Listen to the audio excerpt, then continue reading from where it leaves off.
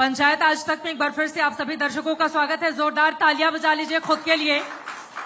MP में काबा काबा आपने सुन लिया है और एमपी में मामा बा की अब बारी है। अनामिका जैन अंबर हमारे साथ जुड़ चुकी हैं, बहुत सारे गीत सुनाएंगी, लेकिन उसके पहले अनामिका शुरुआत किससे करना चाहेंगी? और आपके ऊपर भी ये आरोप लगते हैं कि देखिए मामा के बचाव में हर जगह अनामिका अंबर उतर जाती हैं।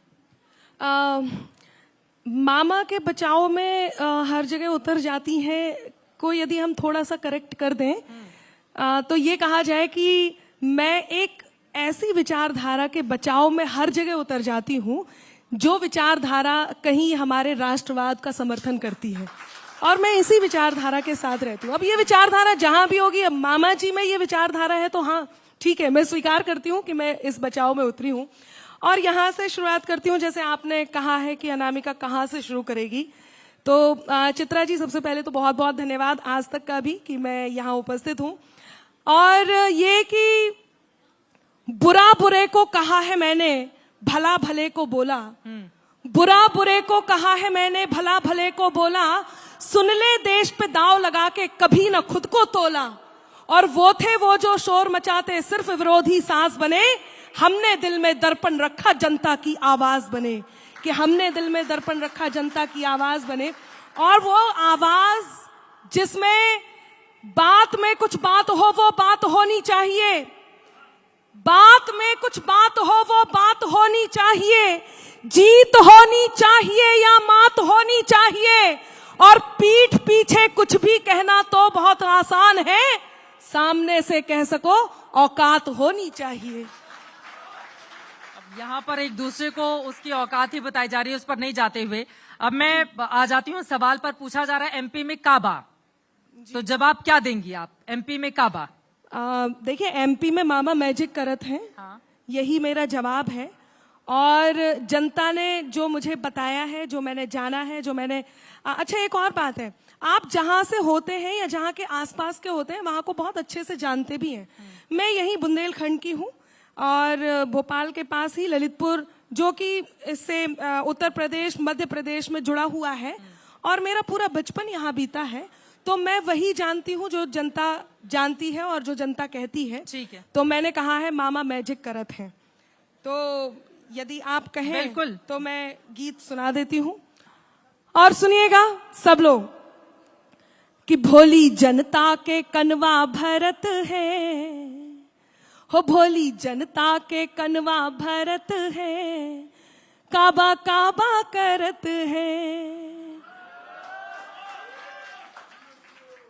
धन्यवाद, थोड़ा सा और उत्साह दीजिए कि भोली जनता के कनवा भरत है, काबा काबा करत है, जबकि जनता के मुख से झरत है, जबकि जनता के मुख से झरत है, मामा मैजिक करत है, मामा मैजिक करत है। और एक प्रश्न मैं पूछती हूँ, जिन्हें एक ही विशेष स्थान पर एक विशेष विचारधारा में केवल वहीं पर प्रश्न करना होता है, मैं वहां प्रश्न करती हूँ कि जो जब जौन प्रांत में आए इलेक्शन, काबा से जोड़ दे उके कनेक्शन, हाँ कितनी हो खूबी नाए कहोगे नाई, कितनी हो खूबी नाए कहोगे नाई, बस कमियन पे नजर गड़ाई।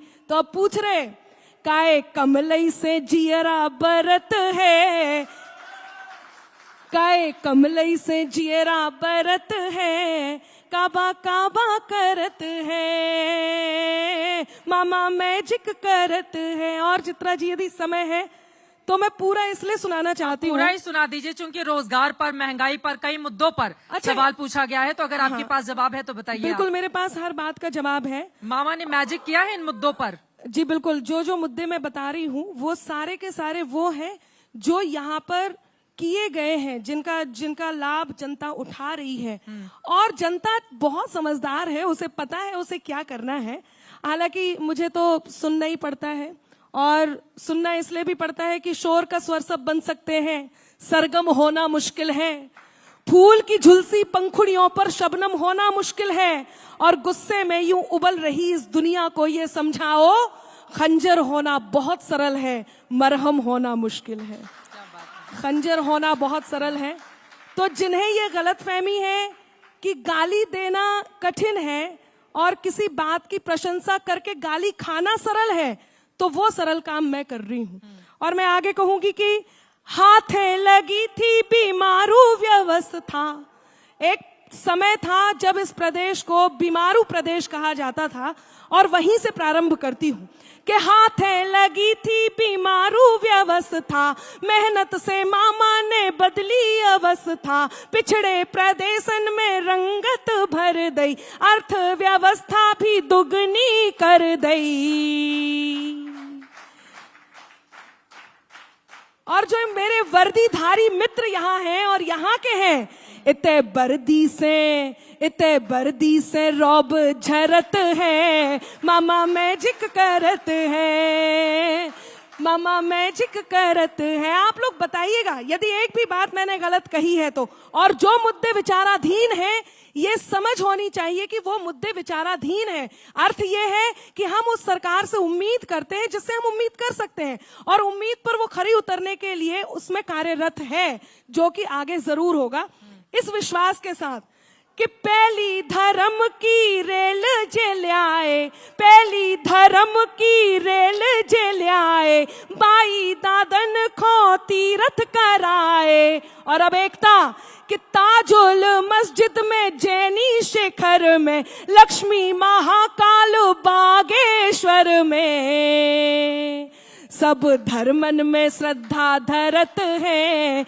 मामा मैजिक करत है, मामा मैजिक करत है। और लाडली लक्ष्मी को मतलब है भैया, लाडली लक्ष्मी को मतलब है भैया, भार नहीं बेटियां हैं सिपहिया, भानेज आओ भानेजन आओ, काम खो सीखो करो ओ कमाओ, माई बाबुल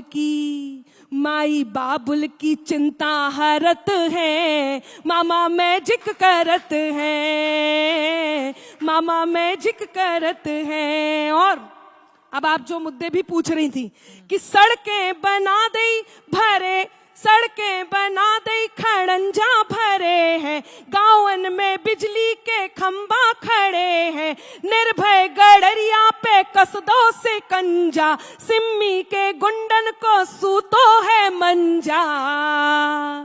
इते गुंडई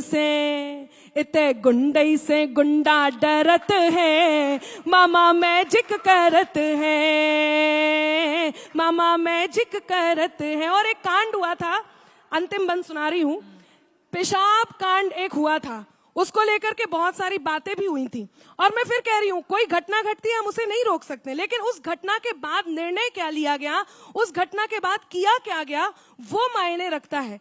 तब मैंने क्या कहा है वो पहुंचाती हूँ कि जीने पे साब करी जेल में डारे, जीने पे साब करी जेल में डारे, जी पे करी पाँव धोके पखारे, जी पे करी पाँव धोके पखारे, रोपे हैं पिरबा बाग खिला दो, सबसे प्यारो राज्य बना दो, ध्यान सबको जे मामा धरत है, मामा मैजिक करत है, मामा मैजिक करत है। अब 2023 में और 24 में मामा का कितना मैजिक चलेगा ये तो देखना होगा। लेकिन जब आप इस तरह के गाने गाती हैं मामा जी के पक्ष में, तो आप लोगों के ऊपर आरोप लगते हैं कि आप सरकारी कवि हैं। हाँ, मैं इंतजार कर रही थी कि ये शब्द कब आए। अच्छा, एक बात मैं जरूर कहना चाहूंगी, मैं बहुत, अब तो मैं सच बता रही हूं, जैसे देश में कुछ भी चल रहा है, कुछ भी, कोई यदि पत्रकार ऐसी कोई बात कह दे कि जिसमें उनका चेहरा साफ साफ दिखा दे, तो उस दर्पण को तोड़ देना चाहते हैं लोग। देश में कुछ भी चल रहा है, हाँ मुझे सरकारी कवि कह देते हैं। मैं एक प्रश्न पूछती हूँ, जनता से भी पूछती हूँ, और चित्रा जी आपसे भी पूछती हूँ, बहुत बौद्धिक है, मैं पंक्तियां एक बात कहना चाहती हूँ कि वो विचारधारा मुगल काल के स्थापना के बाद जो हमारी सांस्कृतिक धरोहर का क्षरण हुआ, ऐसी विचारधारा जिसने सांस्कृतिक राष्ट्रवाद की स्थापना की, उस विचारधारा का समर्थन करना सरकारी है, तो मैं सरकारी हूं। भगवान श्री राम के ऊपर प्रश्न उठाया गया, भगवान श्री राम को काल्पनिक बताया गया, उनको जवाब देना, जिस विचारधारा ने कहा उस विचारधारा का समर्थन करना यदि सरकारी है तो मैं सरकारी हूं। अनुच्छेद 370 हटाया गया, उस विचारधारा का समर्थन करना यदि सरकारी है तो मैं सरकारी हूं। भगवान श्री राम का मंदिर का निर्माण हो रहा है, जिसके लिए हर डिबेट में हम न्यूज चैनल्स पे देखते थे, एक ही प्रश्न किया जाता था, कब होगा कब होगा कब होगा। आज इस युग में अयोध्या में भगवान श्री राम का मंदिर का निर्माण हो रहा है। यदि उस निर्माण के समर्थन की विचारधारा का समर्थन करना सरकारी है तो मैं सरकारी हूं। ये सनातन पर सबसे बड़ा प्रश्न उठ रहा है आज की डेट में। वो सनातन जिसे डेंगू और मलेरिया बीमारी कह के उसे खात्मा की करने की बात की जा रही है, उस सनातन का समर्थन करने वाली विचारधारा का समर्थन करना यदि सरकारी है तो मैं सरकारी हूं, तो मैं सरकारी हूं। भाई दर्शकों को लेकर तो मैं बड़ा कंफ्यूज हो गई। अभी चुनाव भी है, नेता लोग भी ऐसे कंफ्यूज होने वाले हैं। जब सवाल पूछा जाता है एमपी में काबा तो भी इतनी तालियां आती हैं, जब बताया जाता है एमपी में मामाबाद तो भी इतनी तालियां आती हैं। मतलब क्या चल रहा है आप लोगों के मन में, इसको पढ़ पाना बहुत मुश्किल है। और क्या सुनाना चाहेंगी? अब मामा जी के तो ऊपर हो गया, दूसरी तरफ वाले के ऊपर कमलनाथ जी के लिए भी कुछ है, उधर वाले कमल के लिए भी कुछ सुनाएंगी आप? देखिए, मैं किसी से कुछ ऐसे नहीं कहना चाहती, मैं केवल एक बात कहती हूँ, एक बदलाव जो मुझे देश में दिखाई दिया उस बदलाव का मैं समर्थन करती हूँ। और वो बदलाव है कि खुद की खातिर जीते थे, अब देश पे मरना सीख गए। खुद की खातिर जीते थे, अब देश पे मरना सीख गए। मझधारों में कफन बांधकर लोग उतरना सीख गए। और कल तक जुगनू तक भी हमको धमका देते थे, पर अब हम सूरज से आंख मिलाकर बातें करना सीख गए। हम सूरज से आंख मिलाकर बातें करना सीख गए। और चित्रा जी, एक बात मैं कहना चाहूंगी, जो लोग सनातन को खत्म करना चाहते हैं, मैं उनसे जरूर एक बात कहती हूँ और मैं मेरे दम में कहना चाहूंगी। और मैं ये जानती हूँ, जो आपने अभी कमलनाथ जी की बात की है, तो मैं इतना, कमलनाथ जी ने भी बाबा बागेश्वर को बुलाकर बिल्कुल कार्यक्रम करवाया है। हाँ। हनुमान मंदिर भी बनवाया है छिंदवाड़ा में। जी बिल्कुल। इसीलिए उन्होंने ये भी कहा है कि जिस देश में अगर बहुसंख्यक हिंदू आबादी है तो वो हिंदू राष्ट्र है। हाँ, तो मैं उनसे ये अनुरोध करूंगी कि यदि उन्होंने इतने अच्छे कदम उठाए हैं तो सनातन पर जिस प्रकार की उंगली उठाई जा रही है, कम से कम उस बंधन को, जिस बंधन में सनातन को डेंगू और मलेरिया और पता नहीं कौन कौन सी बीमारियां कह करके उंगली उठाई जा रही है, कम से कम उसका विरोध जरूर करें यदि उन्होंने इतना कुछ किया है तो। और वो बहुत जरूरी है। लेकिन सनातन को मिटाना इतना मुश्किल, इतना आसान नहीं है, बहुत। और मुश्किल क्या, सनातन मिट ही नहीं सकता। मैं पंक्तियां निवेदित करती हूँ, सुनिएगा। सुनाइए सुनाइए। कि परम सत्ता से संचालित ये शासन मिट नहीं सकता, परम सत्ता से संचालित ये शासन मिट नहीं सकता। अमरता दे मनुज को जो वो दर्शन मिट नहीं सकता, अमरता दे मनुज को जो वो दर्शन मिट नहीं सकता।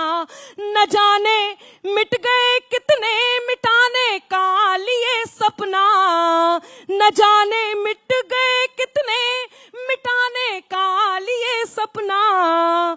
अमर है जो युगों से वो सनातन मिट नहीं सकता, अमर है जो युगों से वो सनातन मिट नहीं सकता, अमर है जो युगों से वो सनातन मिट नहीं सकता। ये तो हो गई सनातन की बात, लेकिन आपसे भी ये पलट के सवाल पूछा जाता है कि जहां जहां बीजेपी की सरकार है उसकी उपलब्धियों को लयबद्ध करके आप आ जाती हैं सुनाने के लिए। बिल्कुल। जहां पर बाकी विरोधी दलों की सरकार है वहां की उपलब्धियां आपको नजर नहीं आती हैं क्या? हाँ बिल्कुल, ये बात आपकी बिल्कुल सही है।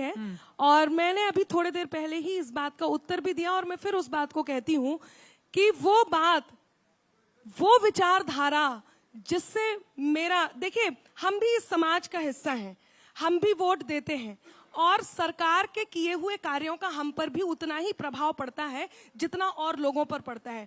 अब यदि हमें आप कहें कि आप निष्पक्ष हो जाइए और सबका जाकर के बटन दबा के आ जाइए, तो ऐसे भी नहीं काम चलेगा। किसी ने कुछ अच्छा किया, किसी ने कुछ अच्छा किया, तो हर अच्छाई पे एक एक करके हम सबको समर्थन दे दें, ऐसा नहीं है। आपके उद्देश्य की बात होती है, आपको उद्देश्य किसका, उद्देश्य आपकी विचारधारा से मिलता है, उसकी बात होती है। मैंने पिछले दिनों यूपी में बाबा गाया, और यूपी में बाबा गाना इसलिए जरूरी था कि उस समय वो प्रदेश, वो बुंदेलखंड का वो हिस्सा जिसने, जहां हथियारों की फैक्ट्री लगी, जहां नदियों का संगम किया गया, जहां पानी की किल्लत को खत्म किया गया, वो प्रदेश, वो हिस्सा बुंदेलखंड जहां पे लोगों की नजर भी नहीं जाती थी, उस हिस्से को जब बीजेपी सरकार ने बढ़ाया तो मैं कैसे नहीं कहती। और जब प्रश्न आएगा तो उसका उत्तर भी आएगा। और एक बात बोलूं, अभी एमपी में भी बुंदेलखंड है, बिल्कुल, प्रधानमंत्री जी कल वहीं पर थे, बिल्कुल, तो वहां को लेकर क्या है?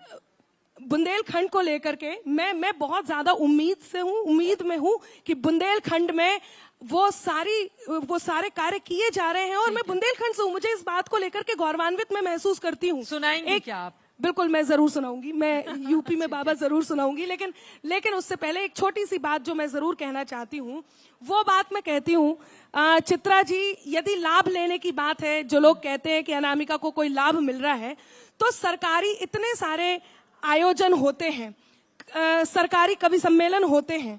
मैं किसी भी सरकारी कवि सम्मेलन में ऑफिशियली, मुझे कोई ऑर्गेनाइजेशन से कोई भी ऐसा कार्य नहीं दिया गया जिसको मैं ऑर्गेनाइज करूं।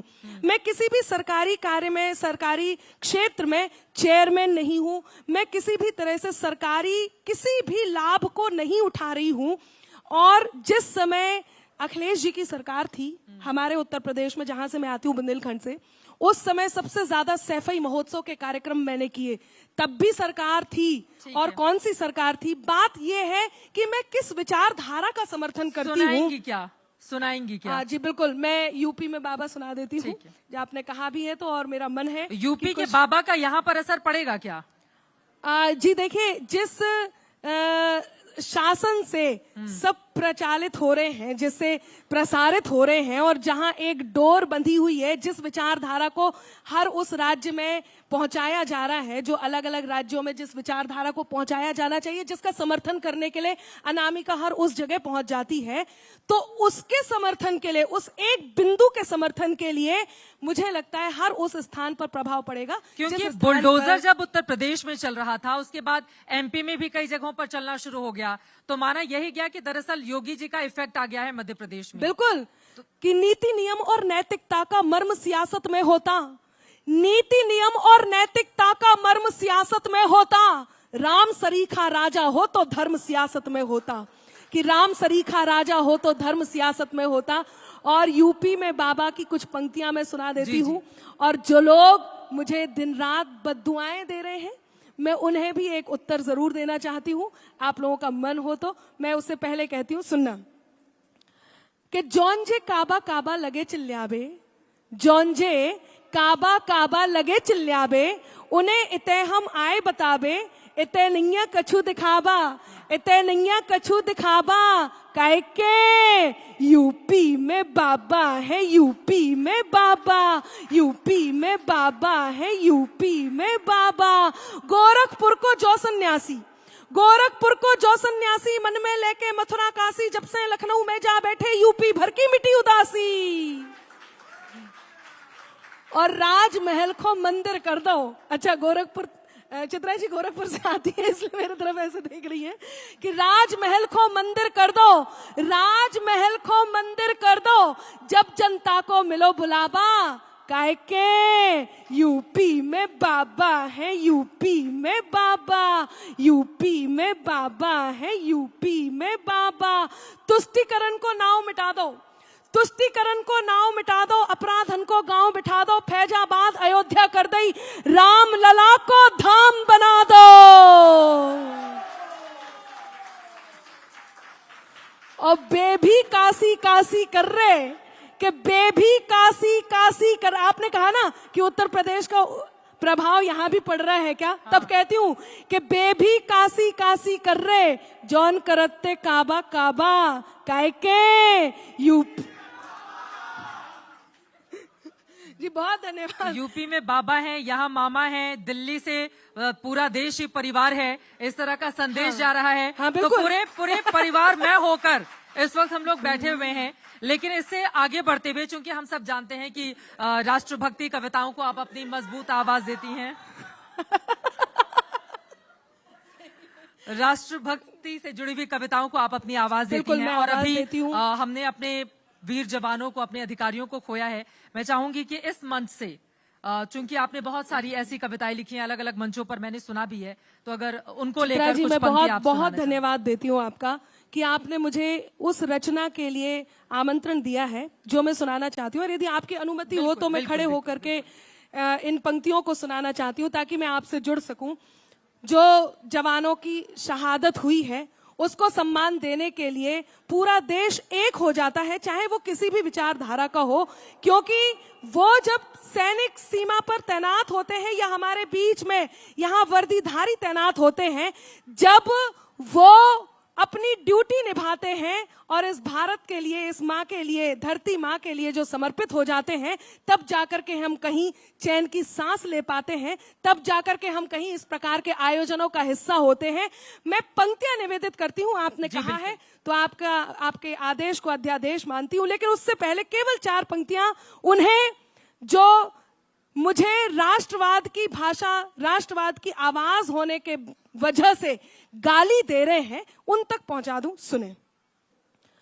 लिखे कुछ भी वो मेरे नाम की तहरीर बनती है, लिखे कुछ भी वो मेरे नाम की तहरीर बनती है, कि उनकी बद्दुआओं से मेरी तकदीर बनती है, कि उनकी बद्दुआओं से मेरी तकदीर बनती है।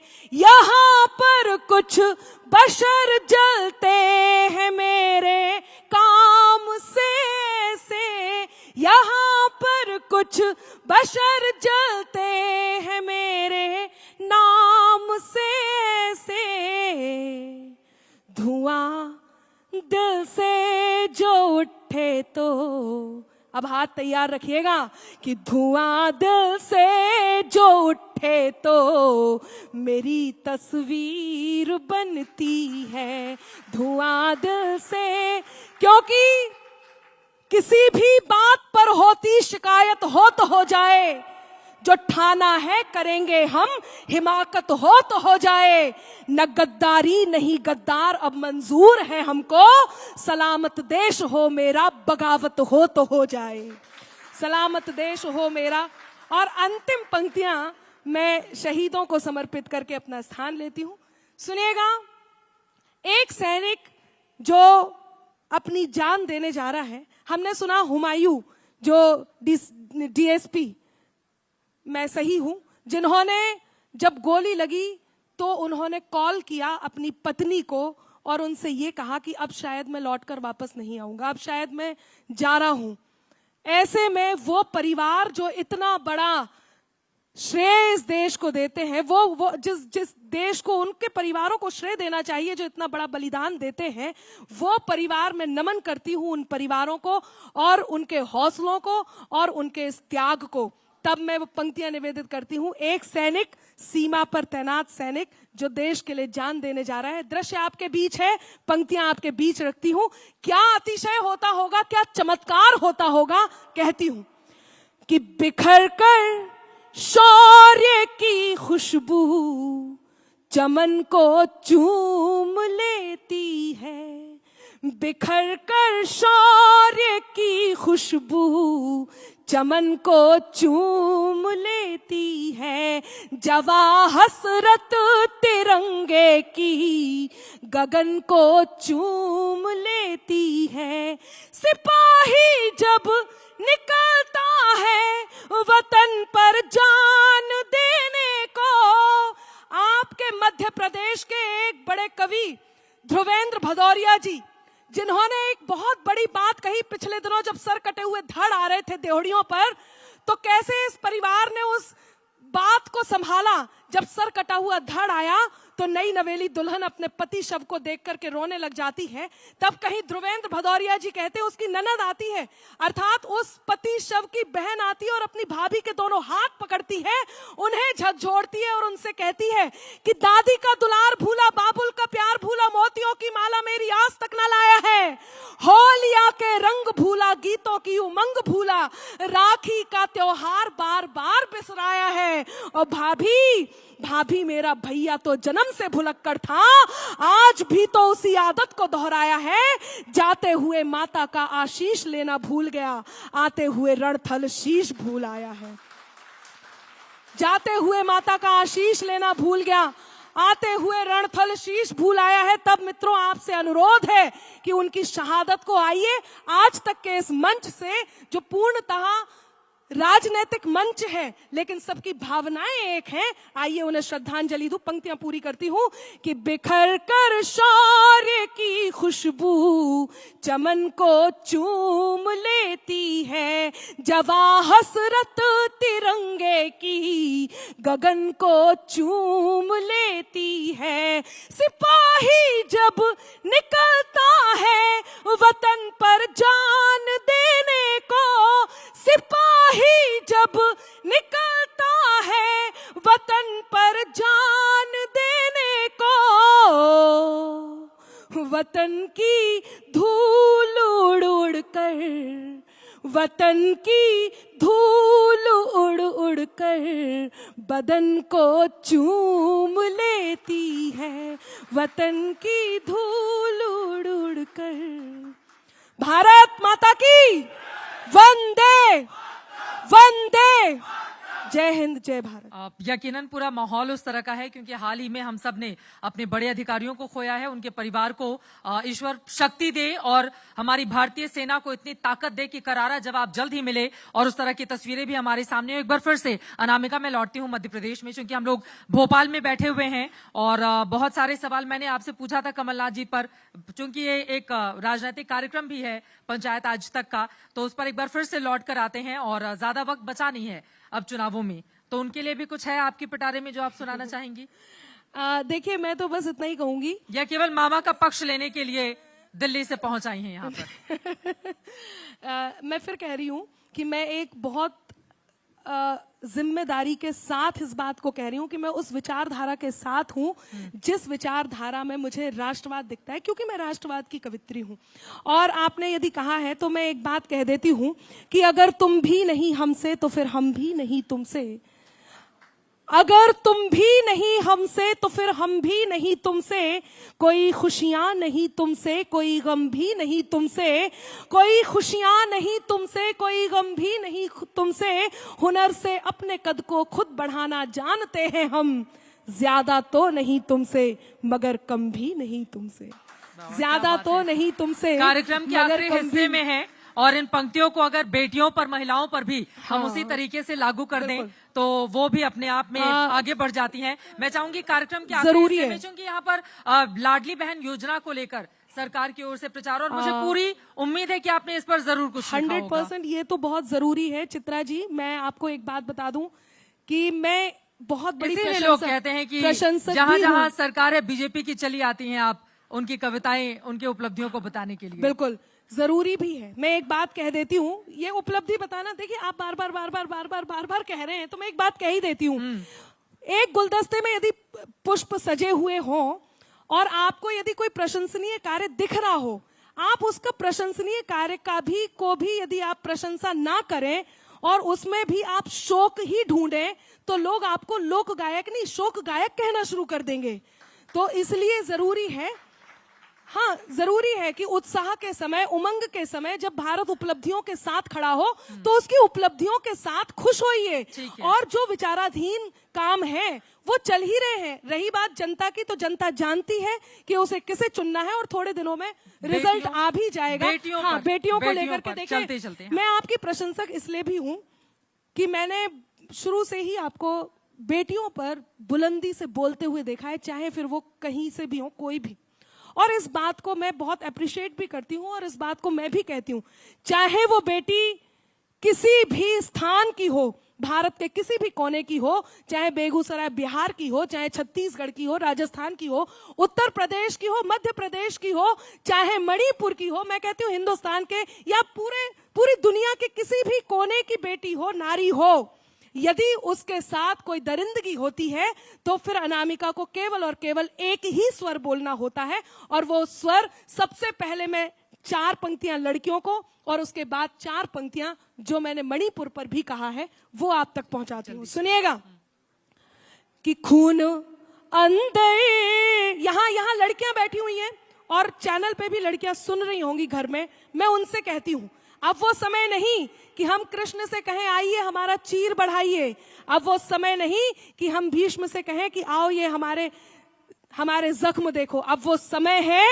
कि खून अंदर कहीं उबलता है, बाज चिड़िया को जब मसलता है, लड़कियों वो चट्टान बन जाओ, लड़कियों वो चट्टान बन जाओ, जिनसे तूफान बच के चलता है, जिनसे तूफान बच के चलता है। लेकिन यदि किसी के साथ कुछ हुआ है तो वो छोड़ा नहीं जाना चाहिए, और यदि उसका कोई समर्थन कर रहा है तो वो भी छोड़ा नहीं जाना चाहिए। तब कहती हूँ, जी बिल्कुल अंतिम पंक्तियां कहती हूँ और आपका मन मांगती हूँ कि जो परियों की पांखें नोचे उनके भी पर छटवा दो, जो परियों की पांखें नोचे उनके भी पर छटवा दो, अंजाम भयानक होगा उसका सबके मुंह पर रटवा दो, और जिसने ये भी कृत्य किया है चाहे कोई भी, जिसने ये सब कृत्य किया है चाहे फिर वो कोई हो, आंखें नोच के फिकवा दो और बोटी बोटी कटवा दो, आंखें नोच के फिकवा दो और बोटी बोटी कटवा। चलिए बहुत शुक्रिया आपका पंचायत आज तक के इस मंच पर आने के लिए और तमाम मुद्दों पर अपनी कविताओं के जरिए जनता तक आवाज पहुंचाने के लिए। आगामी चुनाव में क्या होगा, किसके स्वर ज्यादा भारी पड़ेंगे, इस पर रहेगी आज तक की नजर।